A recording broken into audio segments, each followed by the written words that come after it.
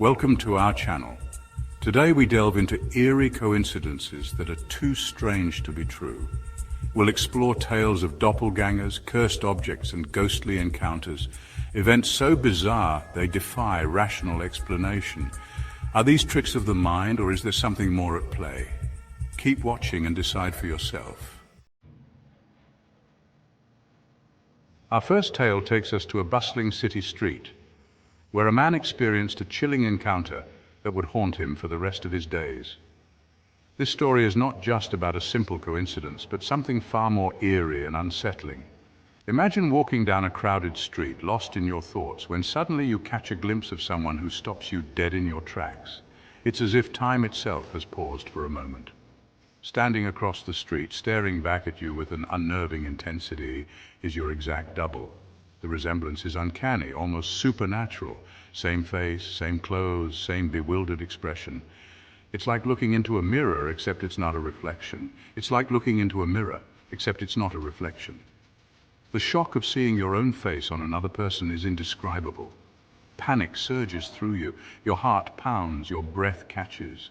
You feel a cold sweat forming on your brow. You rub your eyes, certain you're hallucinating, but when you look back, he's still there. The figure remains, as real as the ground beneath your feet. He opens his mouth as if to speak, but before a word can escape, a bus rumbles past, obscuring him from view. The moment is lost in the chaos of the city. You rush across the street, desperate for an explanation, but he's gone. The spot where he stood is now empty, as if he was never there, vanished into thin air, swallowed by the crowd. The bustling city seems indifferent to your plight. The face in the crowd, a perfect replica of your own, becomes a chilling reminder that some things in life defy logic. The encounter lingers in your mind, a puzzle with no solution. Was it a mere trick of the light, a fleeting hallucination, or something far more sinister? The encounter leaves you shaken, plagued by unanswered questions. You can't help but wonder if you'll ever see that face again, and what it might mean if you do. Our next tale plunges us into the shadowy world of cursed objects, where inanimate objects become vessels of misfortune and tragedy. These objects, often overlooked and forgotten, carry with them a history that is both fascinating and terrifying. This is the story of a painting that seemed to bring misfortune to everyone who owned it. A painting that, despite its beauty, harbored a sinister secret. Imagine a dusty antique shop, crammed with forgotten relics and discarded treasures. Each item has a story, a past, and perhaps a curse. The air is heavy with the scent of decay, and the silence is broken only by the ticking of an old grandfather clock. The atmosphere is thick with history, and perhaps something more sinister. You're browsing the cluttered aisles when your gaze falls upon a painting, its ornate frame gathering dust in a dark corner. It seems to call out to you, drawing you in with an inexplicable force. It's a portrait of a young woman, her piercing blue eyes seeming to follow your every move. There's something almost lifelike about her gaze, as if she is watching you, judging you. There's a melancholy beauty about her, but also an unsettling aura that sends shivers down your spine. Her expression is one of sorrow and longing, as if she is trapped in a moment of eternal despair. The shopkeeper notices your interest and approaches cautiously. His demeanor changes, becoming more serious, almost as if he is about to share a grave secret. He tells you the painting has a dark history, a tale whispered in hushed tones and shrouded in mystery. It's a story that has been passed down through generations, each retelling adding to its eerie allure. Legend has it that the woman in the portrait met an untimely end, her life cut short under mysterious circumstances. Her death was sudden and unexplained, leaving behind a legacy of sorrow and unanswered questions. They say her spirit became trapped within the canvas, her sorrow and anger seeping into the very paint itself. The painting is said to be a vessel for her restless soul, a conduit for her lingering emotions. He warns you that every person who has owned the painting has met a tragic fate, accidents, illnesses, even suicides. The painting seems to carry a curse, bringing misfortune to all who possess it. Despite your better judgment, you buy the painting, bringing it home to display in your home. You tell yourself it's just a story, a legend, but a part of you can't shake the feeling of unease. At first, everything seems normal, but soon strange things start to happen.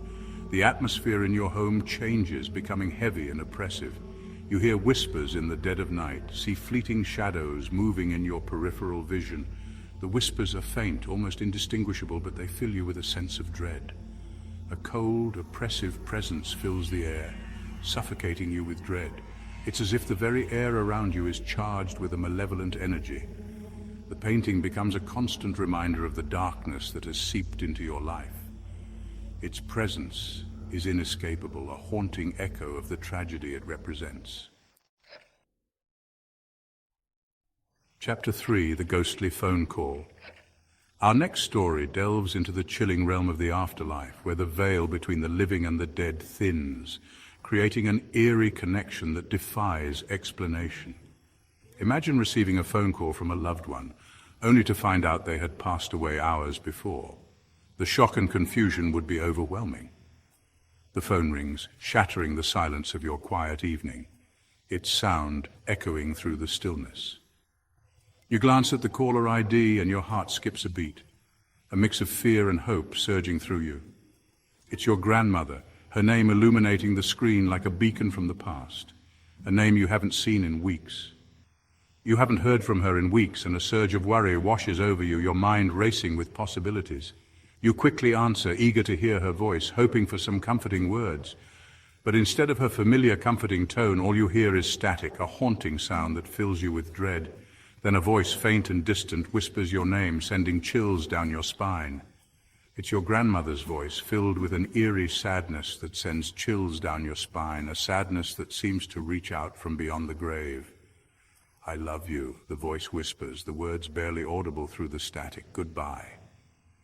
The finality of the words leaves you breathless. The line goes dead, leaving you in stunned silence, the weight of the moment pressing down on you. Later that night, you receive a call that confirms your worst fears, a call that changes everything. Your grandmother passed away that evening, just minutes before you received the chilling phone call, a coincidence too eerie to ignore. Was it a final farewell from beyond the grave, a message from the other side to let you know she was at peace? Or was it something more mysterious? The experience leaves you shaken and terrified, a haunting memory that lingers long after the call has ended. Chapter 4, The Cursed Hotel Room. This story takes us to a grand old hotel, its once opulent facade now crumbling under the weight of time and neglect. This is the story of a hotel room that no one dares to stay in due to the numerous unexplained deaths and paranormal events that have plagued its occupants. The hotel itself has a rich, storied past, whispered tales of glamour and tragedy echoing through its empty corridors. But within its walls there's one room, shrouded in darkness and dread, that remains forever sealed, room 303. Locals whisper tales of a string of unexplained deaths, each one more bizarre and unsettling than the last. Guests have been found dead in their beds, no signs of struggle, no indication of what could have caused their sudden demise. Housekeepers refuse to clean the room, their hands trembling as they recount tales of cold spots, disembodied voices, and fleeting apparitions. Would you dare to spend a night in room 303? Chapter 5, The Time Traveler's Coincidence. Our final tale takes us on a journey through the annals of time, where the past, present, and future intertwine in a perplexing dance of coincidence and fate. This is the story of a man who seemed to have knowledge of future events, leading many to believe he was a time traveler. It all began with a series of seemingly insignificant events, a forgotten appointment, a chance encounter, a misplaced object. But as the days turned into weeks, a pattern began to emerge, a series of coincidences so improbable, so eerily specific, that they defied rational explanation. The man, a seemingly ordinary individual, found himself privy to information he couldn't possibly have known. He'd mentioned details about upcoming events, things he couldn't have predicted. At first his pronouncements were dismissed as lucky guesses. But as the accuracy of his predictions grew, so too did the whispers and suspicions surrounding him. People began to wonder, was he psychic? Did he possess some uncanny ability to see into the future? Was he a harbinger of things to come? a messenger from a future yet to be written. These stories remind us that sometimes reality is stranger than fiction. If you enjoyed this video, don't forget to like, subscribe, and hit the bell icon for more spine-chilling stories. Until next time, stay curious and stay safe.